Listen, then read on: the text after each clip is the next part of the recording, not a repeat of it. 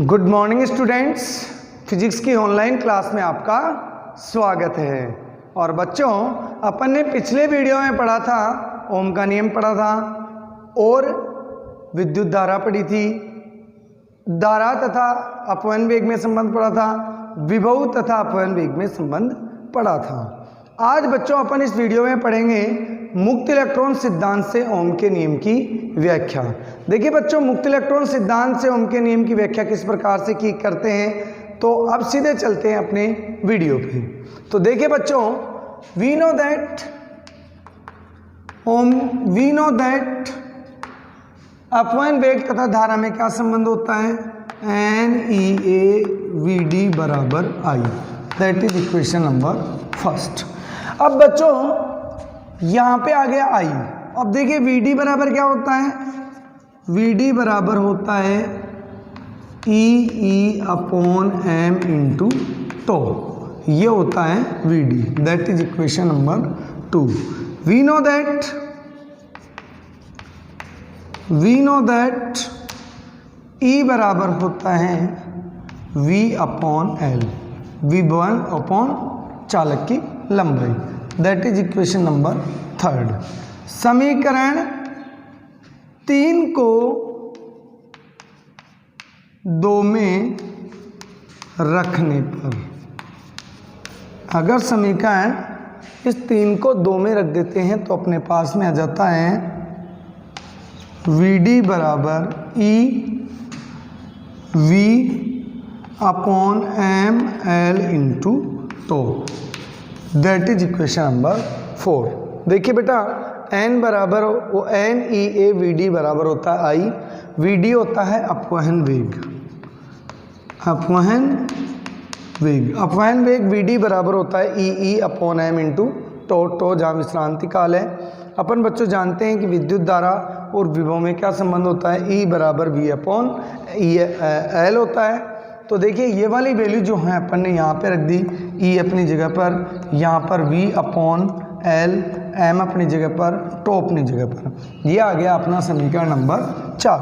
और समीकरण 4 को अपन कहाँ रख देते हैं, समीकरण नंबर 1 में रख देते हैं। समीकरण 4 को 1 में रखने पर, अगर समीकरण 4 को अपन 1 में रख देते हैं तो देखिए क्या आ जाता है, N की जगह N, E की जगह E, A की जगह A और VD की जगह आ जाएगा EV upon ML into tau बराबर I। ओके बच्चों, अब देखिए बेटा EE हो गया यहाँ पे, तो इसको मैं NE square A upon ML और इंटू टो, और इधर लिख सकता हूँ V बराबर I। देखिए NE स्क्वायर A टो और अपॉन में ML इंटू में V। ओके बच्चों, यहाँ पे V बराबर मैं निकाल सकता हूँ, इसको उधर ले जाएंगे तो हो जाएगा ML upon NE square A into tau, NE square into tau into I। देखिए बाई ओम्स लॉ क्या हो जाता है, V equal to IR, V equal to क्या हो जाता है RI या IR, एक ही बात है, ये ओम का नियम है। तो देखिए इसको मैंने दे दिया समीकरण number 6।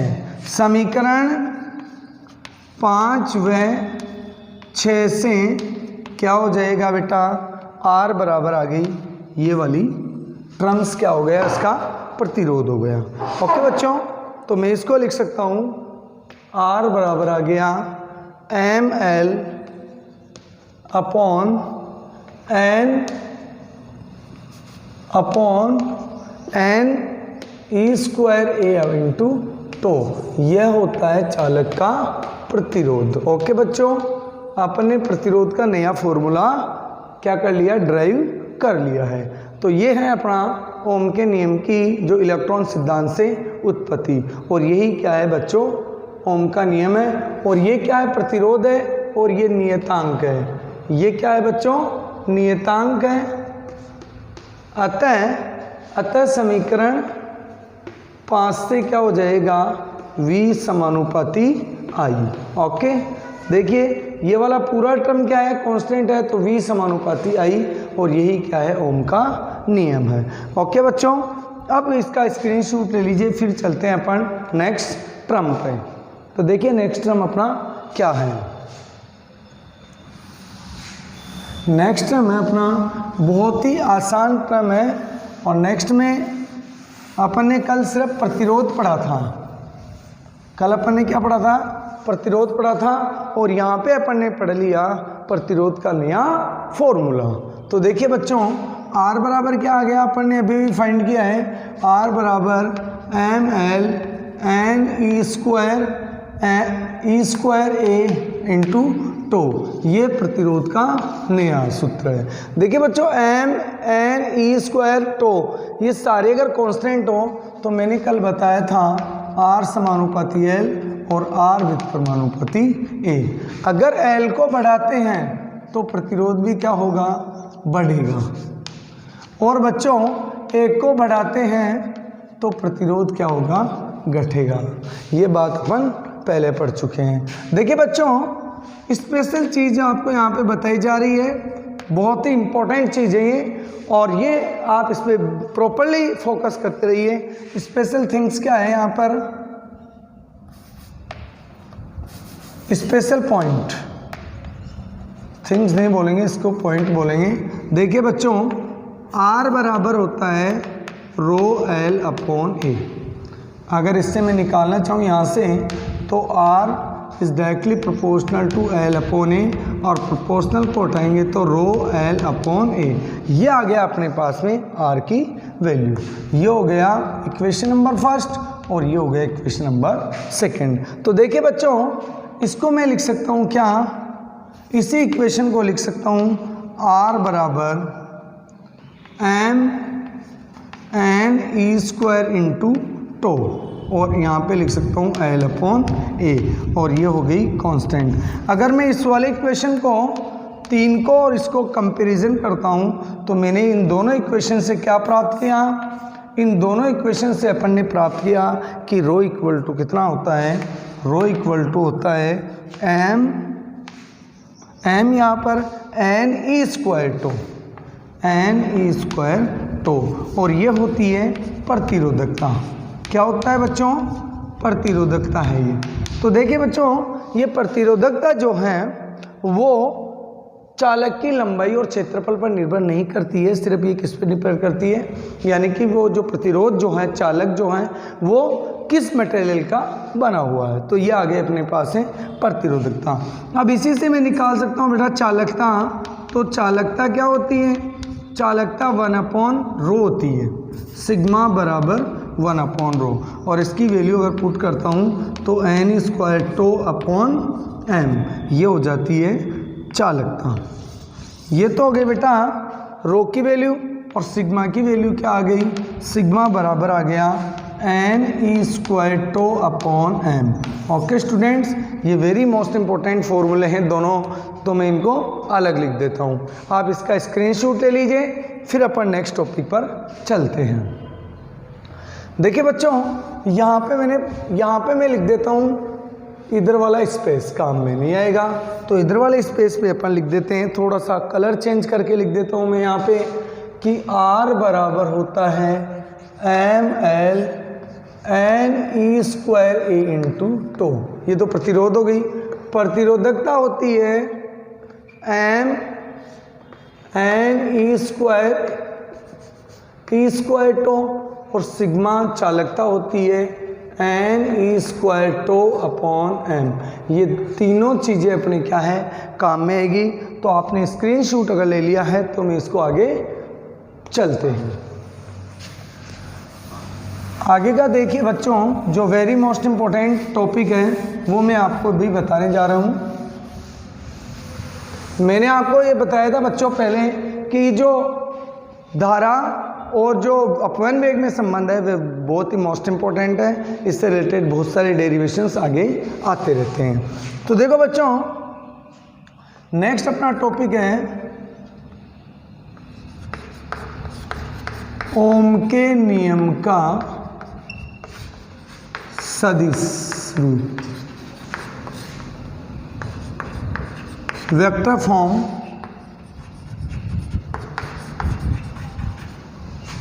Of Ohm's law, Ohm's law की वेक्टर फॉर्म। ओके, तो देखिए कैसे इसकी वेक्टर फॉर्म निकालते हैं।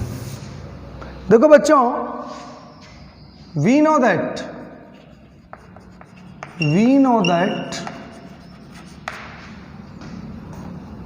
I बराबर होता है NEA VD।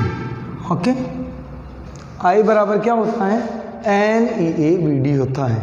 अपन इसकी वेक्टर फॉर्म निकालेंगे, I बराबर NEA VD। I को इधर लिया, A को इधर लिया हो, I अपॉन A बराबर NE VD।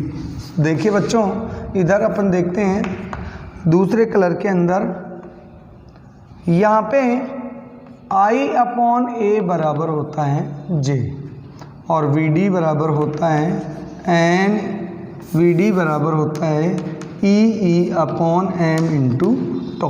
ये दोनों वैल्यू यहाँ पे पुट कर देंगे तो ये आ गया J इक्वल टू आ गया कितना? NE और यहाँ पे आ गया EE upon M into tau. Okay, देखिए बच्चों, मैं इसको लिख सकता हूँ J बराबर NE square tau upon M into E। देखिए बच्चों, यहाँ पर सिग्मा बराबर NE square tau upon M है, यहाँ पर NE square tau upon M है, तो मैं इसकी जगह पर ये लिख सकता हूँ sigma.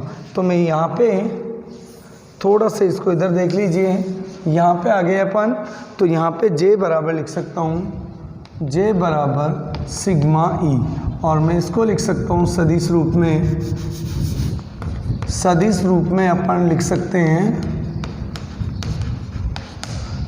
J equals to sigma E।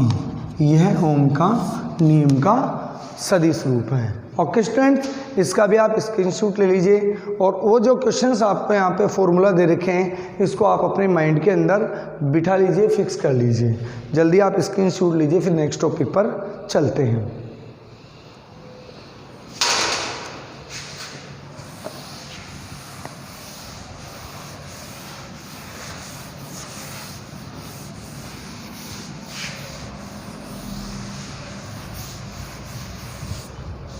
हाँ, तो बच्चों अपन ने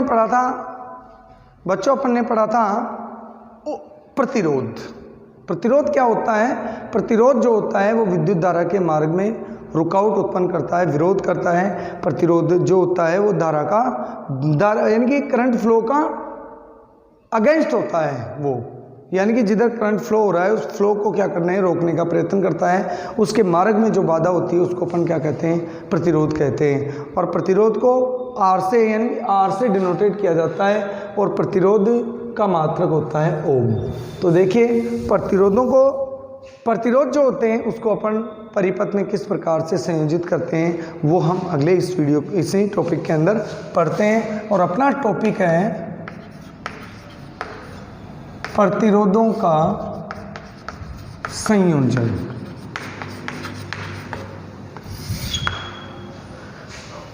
बच्चों, प्रतिरोधों का संयोजन किस प्रकार से किया जाता है? ये प्रतिरोधों का संयोजन उसी प्रकार से किया जाता है जैसे अपन ने संधारित्रों का संयोजन पढ़ा था। तो प्रतिरोधों का संयोजन दो प्रकार से किया जा सकता है। नंबर 1 श्रेणी क्रम संयोजन, और नंबर 2 होता है समांतर क्रम संयोजन। ये दो प्रकार से अपन क्या कर सकते हैं? प्रतिरोधों को परिपथ में संयोजित कर सकते हैं। पहला है अपना श्रेणी क्रम संयोजन, दूसरा है समांतर क्रम संयोजन। ये दोनों जो संयोजन है वो इसी वीडियो के अंदर अपन पढ़ेंगे। तो पहला अपन बच्चों विचार करते हैं श्रेणी क्रम संयोजन पर। पहला है अपना श्रेणी क्रम संयोजन। श्रेणी क्रम संयोजन मतलब कैसे अपन संयोजित करेंगे? 2 या 2 से। श्रेणी क्रम संयोजन का मतलब होता है 2 या 2 से अधिक प्रतिरोधों को एक श्रेणी के अंदर संयोजित कर जोड़ दिया जाए, तो उसे अपन श्रेणी क्रम संयोजन कहते हैं। देखिए किस प्रकार से जोड़ सकते हैं अपन। ये एक प्रतिरोध है, मान लीजिए अपने पास में 3 प्रतिरोध है और तीनों को अपन ने ऐसे एक के बाद एक जोड़ दिया है और लास्ट में इसको बैटरी से कनेक्ट कर दिया। यहाँ पे की लगा दिया। इसका प्रतिरोध R1 है और इसका प्रतिरोध R2 है, इसका प्रतिरोध R3 है। 2 या 2 से अधिक प्रतिरोधों को चित्रानुसार संयोजित कर दिया जाए, यानी कि प्रथम प्रतिरोध के दूसरे सिरे से द्वितीय प्रतिरोध को और द्वितीय प्रतिरोध के दूसरे सिरे से तृतीय प्रतिरोध को इसी प्रकार से जोड़ दे तो इस संयोजन को कहते हैं श्रेणी क्रम संयोजन। यहाँ पर इसका विभवांतर V1 है, यहाँ पर विभवांतर V2 है और यहाँ पर विभवांतर V3 है। ओके, यहाँ से बच्चों करंट फ्लो होगा इसके अंदर, इसमें I करंट जा रहा है और इधर से I करंट वापस आ रहा है। देखिए जब श्रेणी क्रम में प्रतिरोध जुड़े होते हैं तो उनमें क्या होता है, धारा जो होती है समान प्रवाहित होती है। ओके, तो देखिए परिपथ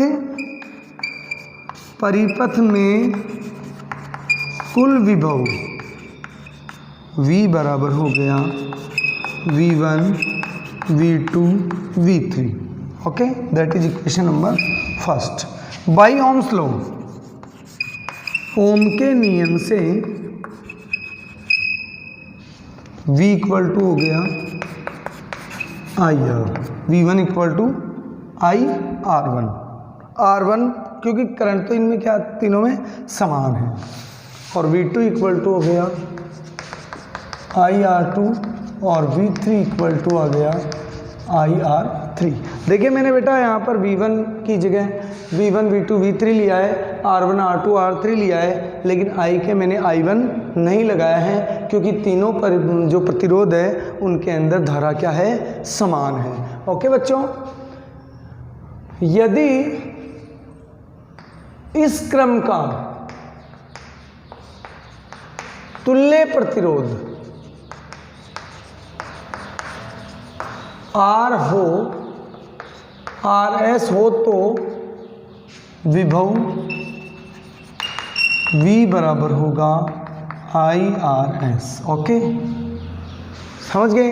देखिए V1 V2 V3 तथा V का मान समीकरण 1 में रखने पर क्या आ जाएगा, V की जगह IRS, यहाँ पर IR1 IR2 IR3। अपन ने यहाँ पर V का V1 V2 V3 की वैल्यू अपन ने क्या कर दी, पुट कर दी, तो अपने पास में आ गया, यहाँ से I कॉमन आ गया, अंदर बच गया I1 R2 R3। इस I से ये I कैंसिल तो RS इक्वल टू बन गया R1 R2 R3। अर्थात 2 या 2 से अधिक प्रतिरोध अगर श्रेणी क्रम में जुड़े हुए हैं तो उनका जो तुल्य प्रतिरोध जो होता है वो सभी प्रतिरोधों के योग के बराबर होता है। ये अपन ने 10th क्लास में भी पढ़ा हुआ है। ओके स्टूडेंट्स, अब मान लीजिए 2 या 2 से अधिक, यानी कि मान लीजिए n प्रतिरोध श्रेणी क्रम में जुड़ा है तो तुल्य प्रतिरोध हो जाएगा RS equal to R1 R2 R3 dot RN।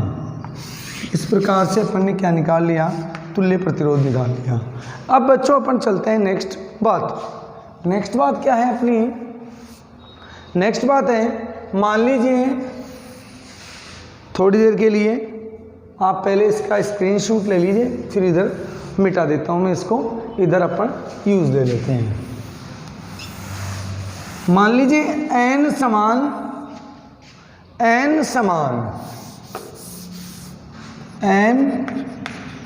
समान प्रतिरोध श्रेणी क्रम में जुड़े हैं, श्रेणी क्रम में जुड़े हो तो तुल्य प्रतिरोध कितना होगा,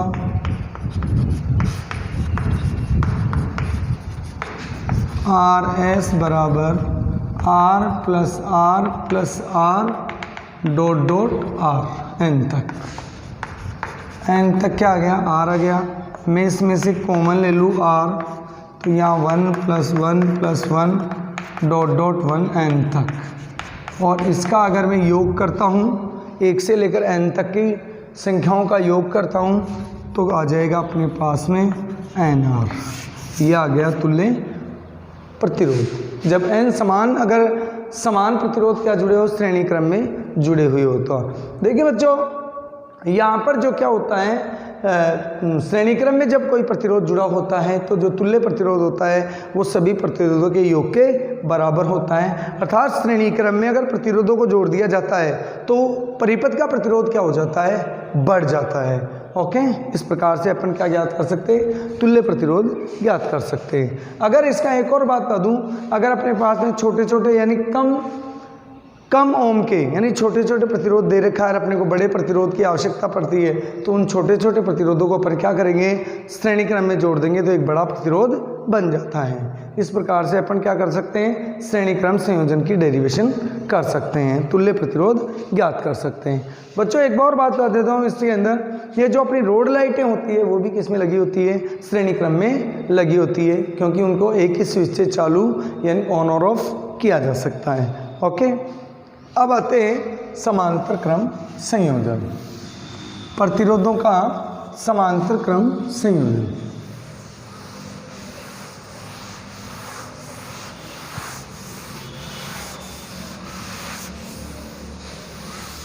प्रतिरोधों का समांतर क्रम संयोजन, प्रतिरोधों का समांतर क्रम संयोजन। प्रतिरोध जो होते हैं उनको समांतर क्रम में किस प्रकार से संयोजित करते हैं, देखिए इसका डायग्राम आपको इंडिकेट कर देते हैं अपन। यहाँ पर एक प्रतिरोध अपन ने कनेक्ट कर दिया, एक प्रतिरोध अपन ने यहाँ पे कनेक्ट कर दिया और एक प्रतिरोध अपन ने यहाँ पे क्या कर दिया बच्चों, कनेक्ट कर दिया। ओके, और इन सब प्रतिरोधों को अपन ने क्या कर दिया, सभी प्रतिरोधों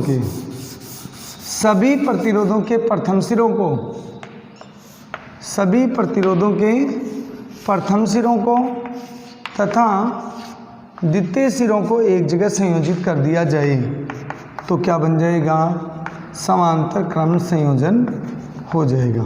और इनका प्रतिरोध विभव जो होता है वो क्या होता है, इक्वल होता है।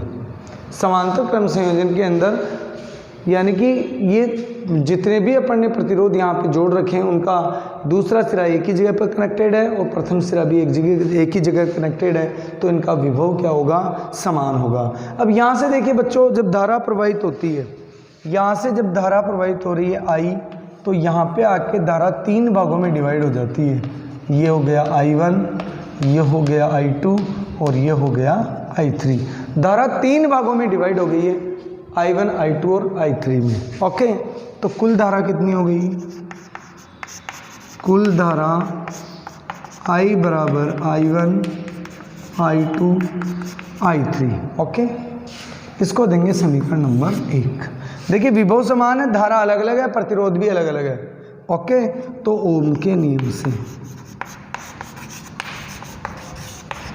ओम के नियम से I बराबर क्या होता है, V/R। ओके, I बराबर V/R, तो I1 कितना हो गया, V/R1, I2 कितना हो गया, V/R2 और I3 कितना हो गया, V/R3।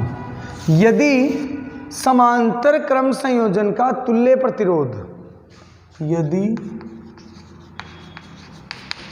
समांतर क्रम संयोजन का तुल्य प्रतिरोध Rp हो तो I बराबर V/Rp। Okay, that is equation number 2 और दैट इज इक्वेशन नंबर 3। समीकरण 2 तथा 3 को एक में रखने पर, समीकरण 2 तथा 3 को एक में रखने पर। ओके, ये दूसरा I1 I2 I3 की वैल्यू, और यहाँ से I की वैल्यू यहाँ पे रख देते हैं। तो यहाँ पे I की value V/RP, V/R1, V/R2, V/R3। Common आ गया अपने पास में क्या, V कॉमन आ गया, तो V 1/R1, 1/R2, 1/R3। ये अपना बन गया, V से V कैंसिल, तो 1/RP, 1/R1, 1/R2 और 1/R3। ये हो गया समांतर क्रम संयोजन का तुल्य प्रतिरोध। यानी कि समांतर क्रम संयोजन में अगर मान लीजिए प्रतिरोधों को जोड़ देते हैं तो उनका जो तुल्य प्रतिरोध जो होता है वो क्या हो जाता है, बहुत ही कम हो जाता है, यानी कि कम प्राप्त होता है। इसका जल्दी स्क्रीनशॉट ले लीजिए, फिर अपन आगे चलते हैं। अब बच्चों अपन थोड़ा सा स्पेशल चीज पढ़ेंगे इसमें। यदि 2 या 2 से अधिक प्रतिरोध समांतर क्रम में जुड़े हों, n प्रतिरोध हो तो 1/RP बराबर 1/R1, 1/R2, 1/R3 ... 1/Rn। यदि n समान प्रतिरोध समांतर क्रम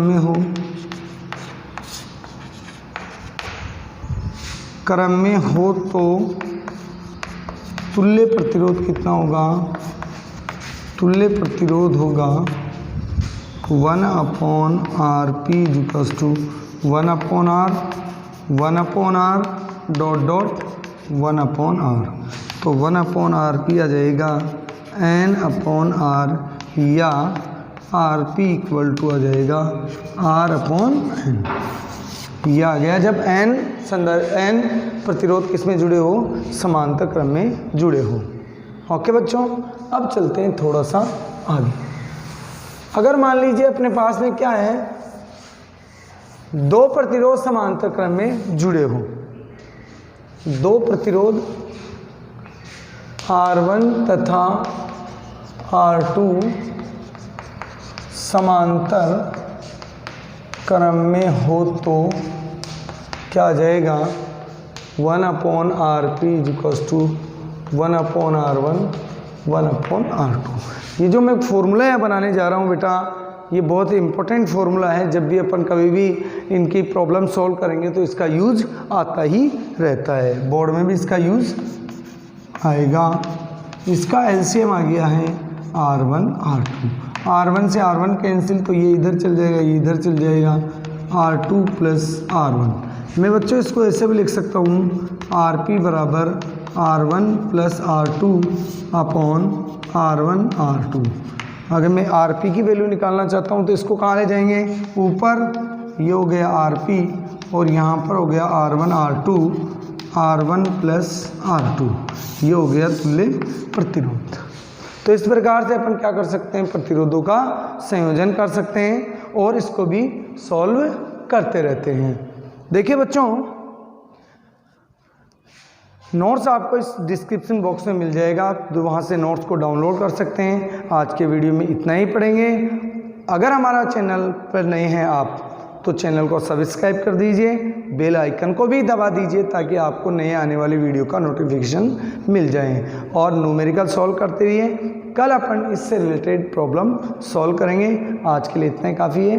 thank you, have a nice day.